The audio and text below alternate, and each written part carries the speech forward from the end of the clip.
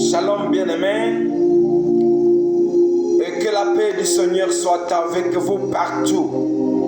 Vous qui nous suivez bien-aimés dans des hôpitaux, que la grâce de l'Éternel vous visite. Partout vous nous suivez dans des prisons, incarcérés, innocents ou coupables. Le Dieu qui visita Pierre et Silas dans la prison, que Dieu vous visite en ces moments-ci. Celui qui est dans sa boutique, au bureau, sur Internet, dans les quatre coins de ce monde. Ce matin, le mercredi, bien-aimé de la tante Pascale, nous dédions ces 3 jours restants entre les mains de l'Éternel. Bon début, bon matin pour nos frères déplacés de guerre qui sont dans des cas malgré la situation. Mais laisse-moi vous dire que Dieu est avec vous. Dieu fera quelque chose. Comme il a toujours promis, il le fera. Nous parlons toujours une thématique concernant la Pâque. La Pâque, bien-aimé, c'est la commémoration de la résurrection de Jésus. Cette fête sera célébrée ou commémorée ce dimanche que nous attendons aujourd'hui. Nous sommes mercredi. C'est dans la semaine de la rédemption, selon la Bible. Pour nos voisins, ils disent que c'est le mercredi saint comme c'est la semaine sainte. C'est la semaine de silence. Le silence, pourquoi? C'est vous méditez, vous voyez d'abord, chacun de nous fait l'introspection, la méditation sur le salut. C'est que Jésus a traversé sur la croix. Ce que les anges n'ont pas pu faire, les saints, les archanges, le chérubin, ils ont tous été incapables. Mais le Dieu a abandonné le trône. Et il est venu accepter la passion du salut pour que moi et vous, nous soyons sauvés. Dites Amen. C'est la semaine où la journée d'écoute. Écoutez ce que les Saintes te parlent. Nous parlent. Journée de la méditation. Méditation, Jésus a pris la croix. Il a été giflé. Les théologiens disent qu'il a reçu le 40 fouets moisins. Le fouet avait comment dirais-je, les crochets, le fil. Et chaque fil avait le crochet. Le fouet comptait 7 crochets. Et on tapait aller-retour, qui fait une fois. Aller-retour, 2 fois. Maintenant 40 moisins. Et là où le crochet passait, enlevait une partie de la chair. Et laissant couler. Le dos du Seigneur a été frappé pour que nos passés soient condamnés, soient abolis, soient négligés, soient neutralisés, soient affaiblis et commençons l'avenir. C'est une semaine d'adoration. Bien-aimés, nous sommes appelés à adorer l'Éternel pour l'œuvre de la rédemption. Lequel que plaît que numère la Bible, il a porté la couronne de pine. Bien-aimé, et chaque épine soit avait 12 cm. Imaginez-vous une couronne de pine qui va percer la tête jusqu'à aller toucher au niveau du crâne.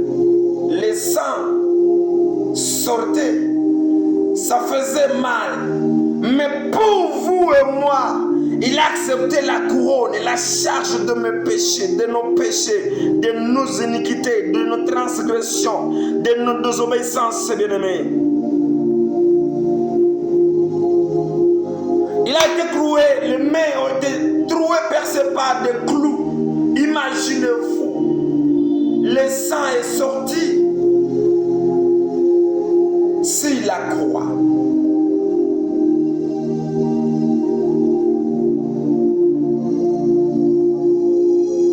C'est la semaine de l'introspection. Toute cette année, depuis la commémoration de l'année passée jusqu'à aujourd'hui, chacun de nous doit s'interroger, s'examiner, se demander son intimité par rapport à ses actes posés, par rapport à sa mentalité, par rapport à son comportement.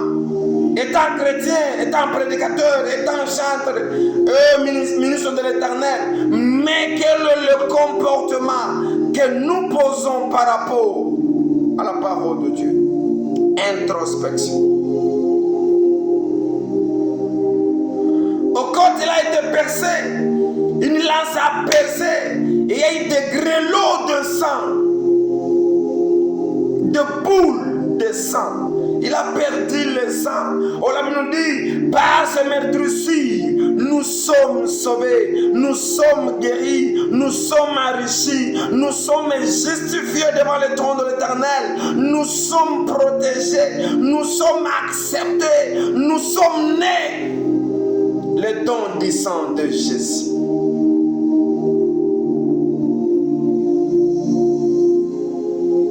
Cette semaine, bien-aimés, c'est la semaine ou la journée du changement. Le changement, nous voulons, bien-aimés, être transformés. Comme la Pâque, c'est de quitter un endroit vert, de quitter l'esclavagisme vers la terre promise, de quitter le péché vers la sanctification, de quitter la vie païenne vers le salut, de quitter le mal vers le bien, de quitter, bien-aimé, la haine vers l'amour, de quitter du ténèbre à la lumière, de la haine à l'amour, bien-aimé, de la croix à la gloire, de la mort à la vie, de l'incrédulité à la foi, du péché au salut, de la loi à la grâce. Dites Amen. Lisons Proverbe 29-24.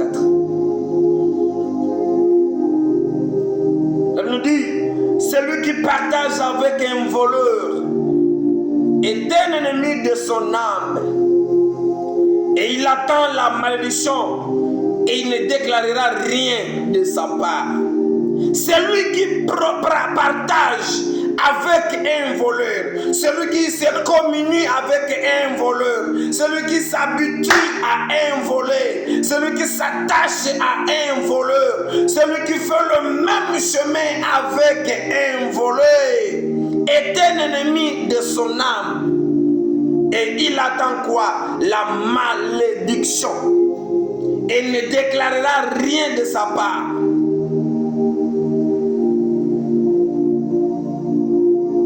Oh, Jésus sur la croix faisait le chemin de la crucifixion avec deux brigands, deux volets.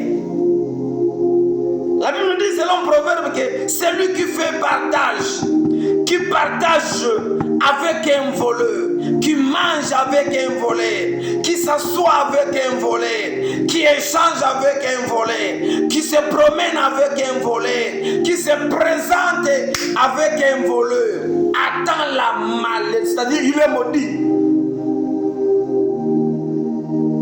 Ah Jésus, Jésus, Jésus, voleur que je suis, que je fis, impédique que je fis, pécheur que je fis, je vole la dîme, je vole le vin, je vole le droit des orphelins, je vole le droit de veuve, de déplacer Seigneur. Oh, la Bible dit, Selon Proverbe, celui qui fait le chemin, celui qui partage avec un voleur. Tu as accepté de partager avec moi, Père de gloire. Oh, pour porter la malédiction qui m'aime comme Père, mon Dieu, mon roi. Pour me libérer de la malédiction du vol, mon Dieu. Quel privilège éternel.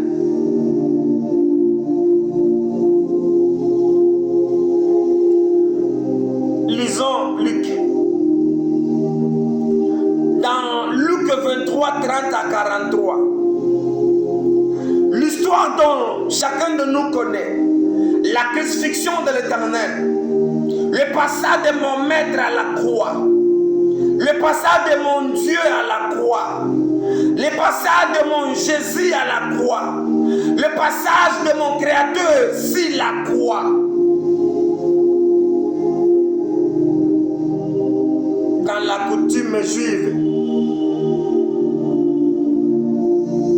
quand on veut condamner un voleur, on le mettait sur la croix comme signe de la malédiction.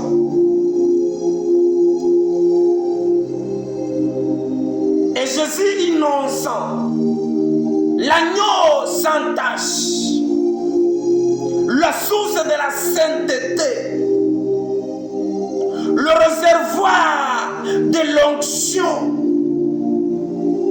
là que nous puisions la clémence, le rédempteur, le créateur, celui qui donne la sainteté. Il était plus que la sainteté, il était avant-hier. Avant-hier, il était saint. Aujourd'hui, il est saint. Et demain, il sera toujours saint. Dans les jours passés, il était saint. Dans les jours présents, il est saint. Et dans les jours à venir, il sera toujours saint. Mais les Juifs, nous le pécheurs, nous avons jugé bon de le clouer sur la croix pour annoncer qu'il le maudit. Et avec des brigands, de voleurs, pour pratiquer Proverbe 29, 24, celui qui partage avec un voleur attend, est un ennemi de son âme et il attend la malédiction, c'est-à-dire il est maudit.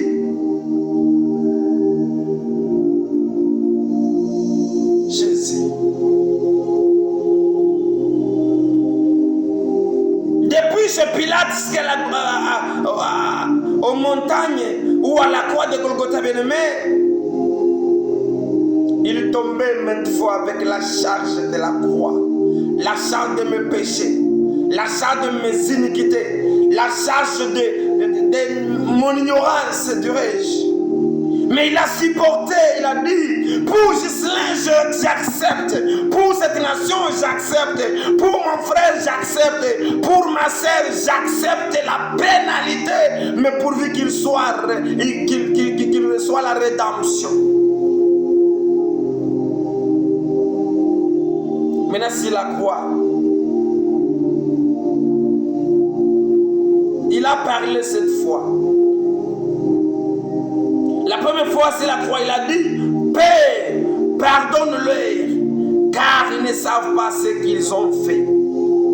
Au lieu que l'Éternel les demande la pénalité à nous le péché, il a demandé, Éternel, pardonne ces nations. Cette nation ne connaît pas ce que je suis, ce que je suis en train de réaliser. Je suis venu pour le prêcher le salut, mais il récompense le salut avec le maître. Pardonne-le. Bien-aimé, il nous faut pardonner. Combien de fois on est prédicateur, combien de fois on est dans l'église, combien de fois on chante, on intercède, on est ministre de Dieu, mais la haine est toujours. Tu montes du haut de la chaise, mais dans ton cœur, il y a la prison centrale, il y a la prison de Demiap, il y a la prison de Makala, il y a la prison de Ndolo, il y a la prison de Mouzès. Les gens sont condamnés là-bas. Mais Dieu nous a donné l'enseignement en disant le pardon et de pardonner. Pasteur, pardonne ton frère, ton fils, tes fidèles, ton voisin, ton bailleur. ton collègue pasteur du ministère, les enfants que tu as formés, peut-être, tu as initié, tu as montré le salut, ils sont partis et tu as gardé le cœur, des rancines dans ton cœur, et tu fais des prières de condamnation. Bien-aimé, le peuple est condamné. Le plan de Dieu est inexplicable. Oui, tu espérais que tu serais quelqu'un avec les enfants dont Dieu t'a donné, oui. Mais la volonté de Dieu était qu'il passe entre tes mains pour gagner de ce que tu leur avais donné et partir pour la mission de l'Éternel. Maintenant, ne les garde plus. Peut-être un serviteur est venu chez vous, il a prêché et puis il t'a indigné et tu as condamné ton cœur. Tu l'as condamné dans ton cœur. Jusqu'à maintenant, il t'a peur, tu ne décroches pas. Le pardon, bien-aimé, nous dit, notre Père qui est aux cieux, pardonnez-nous nos offenses comme nous aussi nous pardonnons à ceux qui nous ont offensés. Pardonnez ton frère. Deuxième langage de Jésus, c'est la croix. Il a crié pour la deuxième fois en disant, j'ai soif. Au lieu que ceux qui étaient là, nous l'église, quand Jésus a soif d'une âme, au lieu que nous, qu'on lui donne de l'eau, bien aimé, c'est de vinaigre. On est parti amener le vinaigre. On a donné à mon maître le vinaigre. Imaginez-vous, c'est comme l'alcool. C'était tellement amer. Dans le ventre, bien aimé, c'est comme de l'acide qui déstabilisait, qui coupait des entrailles, des intestins. Quelle méchanceté!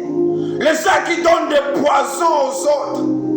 Dans les églises, comme celui-ci prêche bien, ou comme celui-ci a été promis, ou comme celui-ci a été consacré, ou comme celui-ci a reçu, bien aimé, le financement des projets de missionnaires, vous parlez la jalousie, comme vous êtes les porteurs du diable, l'incarnation satanique, vous l'empoisonnez. Ah, quelle méchanceté!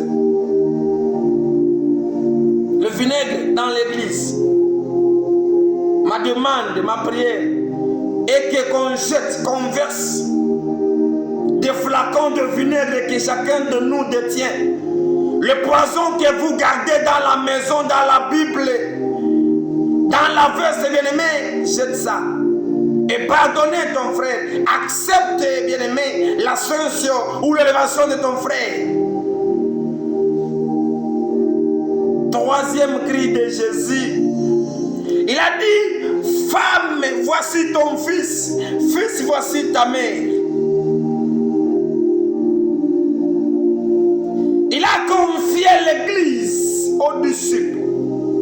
Bien-aimés, la charge que nous avons, nous les responsables, nous le bishop, nous le évêque, nous le pasteur, nous les évangélistes, nous les gens qui sont à la permanence, nous les chefs du département, nous avons une charge de prier pour l'église, de veiller pour l'église, d'entretenir l'église, de conduire l'église vers le jeune époux.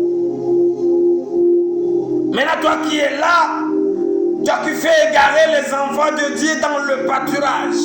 Elle nous dit, malheur à celui qui osera égarer mes enfants, l'eau de mes enfants. Il mérite une corde, une pierre lourde, grosse, et qu'on le jette dans le profondeur du lac. Tu es dans l'église, mais tu fais dépeupler l'église de Dieu. Pas à ta façon, comme tu donnes beaucoup, tu offres beaucoup, tu réponds aux appels de fonds, tu assumes un rôle attribué par l'église, mais tu deviens l'ayant droit à chasser les autres dans l'église. Tu es en train de coucher avec les fidèles qui te croyaient serviteurs, plein d'onction. Ils viennent chez vous pour demander, chercher la main de l'Éternel. Mais au lieu de leur montrer la voie du salut, toi tu ne fais que les montrer les chemins, les chambres, le lit bien-aimé des hôtels.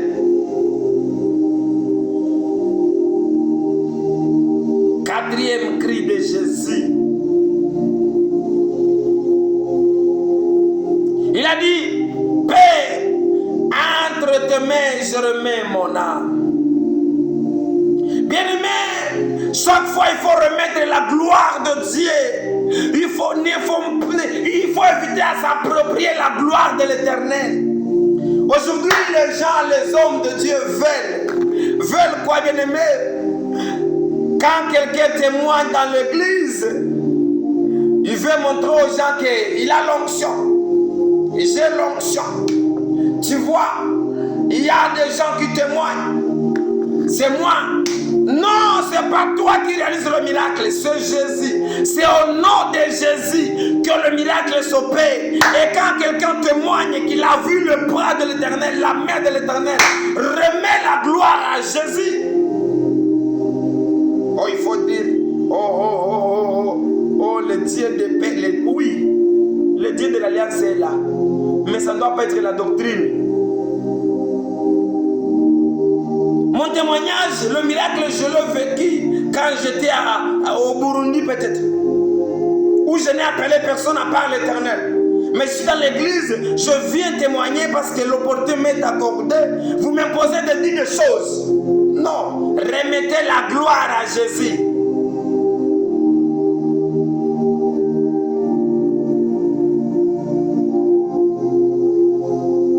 Cinquième cri de Jésus, il a crié, tout est accompli.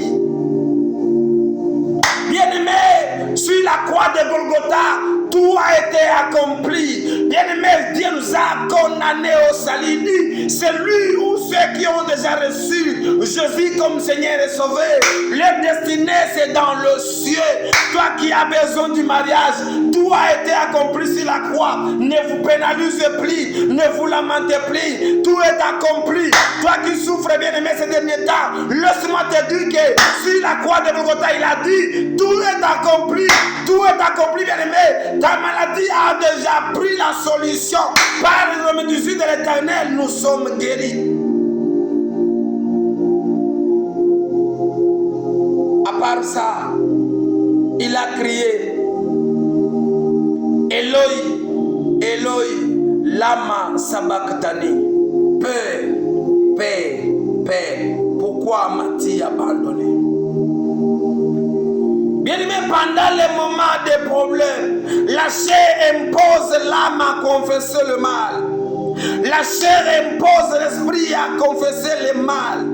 La chair nous met en conflit avec notre Dieu. Mais laisse-moi te dire, quand il y a des problèmes, bien-aimé, Dieu n'a pas abandonné. Dieu ne t'abandonne pas. Peut-être tu as des problèmes locatifs. On veut te limoger dans la maison. N'aie pas peur. Jésus ne t'a pas abandonné.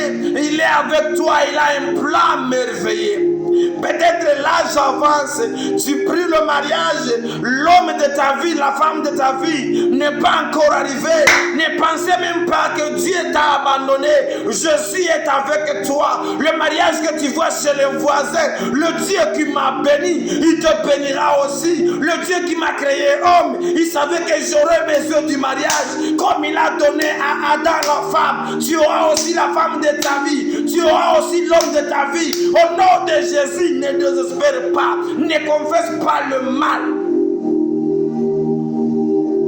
Peut-être la situation que vous traversez dans les camps de sinistrés, il y a la pluie, il y a des catastrophes naturelles. La famine aussi, des problèmes sanitaires. Vous vous posez mille questions. Où est l'Éternel qu'on nous parle, qu'on nous prêche? Il nous a abandonné. Non, Dieu n'a pas abandonné. Dieu n'abandonnera jamais. Dieu est avec nous. Dieu est avec nous, parmi nous, bien-aimés. Son nom c'est Shama, le Dieu avec nous. Son nom c'est Emmanuel, le Dieu parmi nous. Ne vous en faites pas. Malgré le problème sécuritaire, malgré la vie que vous menez dans des cas, mais rassurez-vous que Jésus est avec vous et il fera des choses merveilleuses, il fera des miracles avec vous et vous aurez ce que vous demandez au nom de Jésus. Par après, septième cri, si la croix, selon Proverbe on dit, celui qui partage avec un voleur, c'est un ennemi de sa vie, de son âme, et il attend où il est maudit. S'il a croisé Jésus avec 2 voleurs, pendant que Jésus criait selon ce qui est établi dans la Bible, un brigand, un voleur, a commencé à insulter l'Éternel en disant: oh, toi tu faisais des miracles. L'homme qui a dit qu'il peut détruire, démolir le temple, de le bâtir après 3 jours. Et comment tu te retrouves ici? L'homme qui a nourri les hommes, l'homme qui a ressuscité le mort, l'homme qui a fait voir les aveugles, l'homme qui a ressuscité même le mort, l'homme qui a donné la vie aux aveugles, aux boiteux, ils ont marché. Mais pourquoi tu es condamné, volé? La malédiction t'attend. Pourquoi? Pourquoi tu es dans notre cas? Pourquoi tu partages avec nous ce chemin? Sauve-toi et sauve-nous. Ah, je te voyais en robe blanche. Ah, c'est que tu es un voleur aussi. Ah, méfiez-vous avec l'apparence. Selon le voleur, il y a des gens qui attendent le malheur des autres. Il y a des gens qui ne sont pas compatissants. Bien aimé, quand tu vois ton ami, ton voisin, ton frère dans des problèmes, dans des moments de vallée, il faut intercéder, il faut prier pour lui. Que Dieu lui donne encore la force, que Dieu l'exauce, que Dieu le défende, que Dieu le pardonne, que Dieu le recrée. Mais les fidèles d'aujourd'hui, et à Samuel, Yamalaoyo, prière à Papa Ezouye. Qui t'a dit ça? Les idolâtres, la race de vipères. Priez pour les autres, consolez les autres, compatissons avec les autres.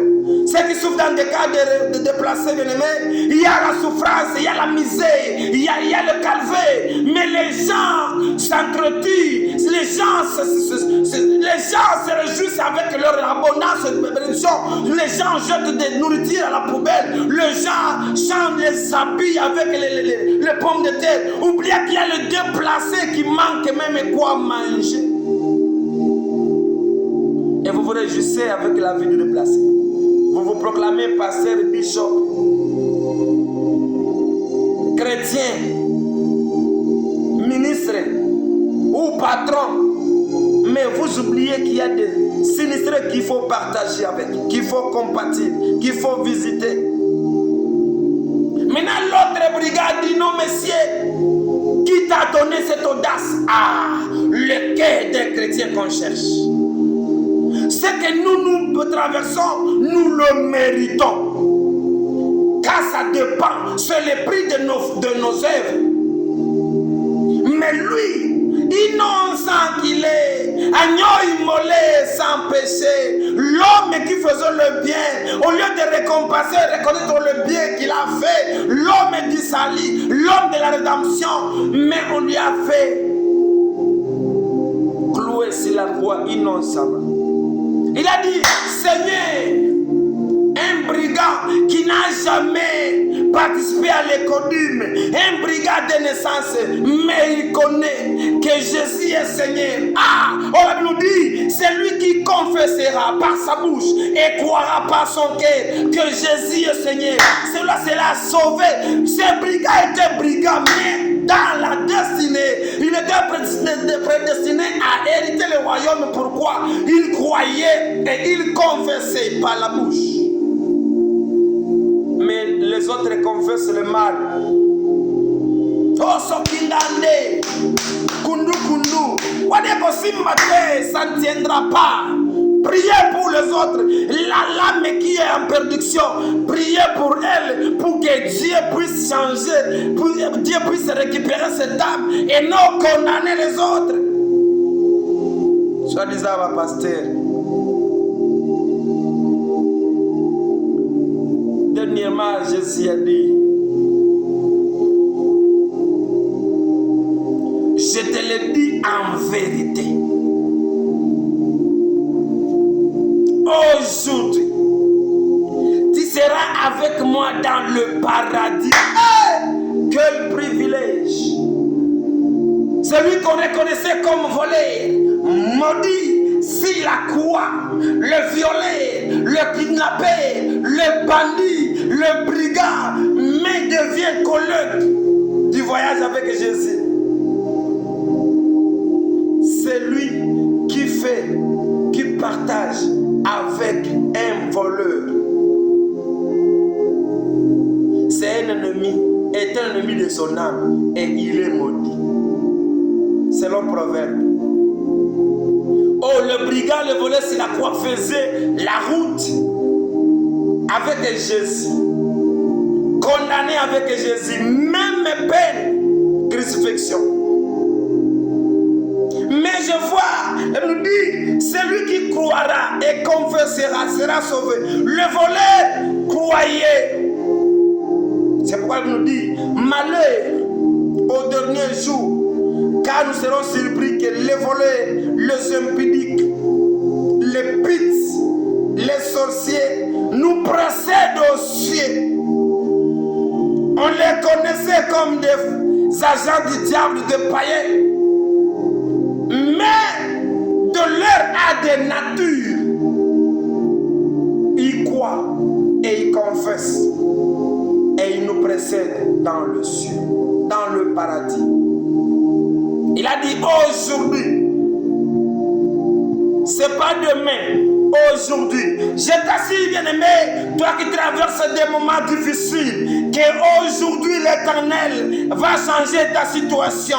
Toi qui es malade, aujourd'hui mon Jésus va te guérir, bien-aimé. Toi qui es célibataire, aujourd'hui mon Seigneur Jésus va décider de t'engager, bien-aimé. Toi qui es chômé, aujourd'hui c'est pas demain. Aujourd'hui tu seras engagé au nom de Jésus.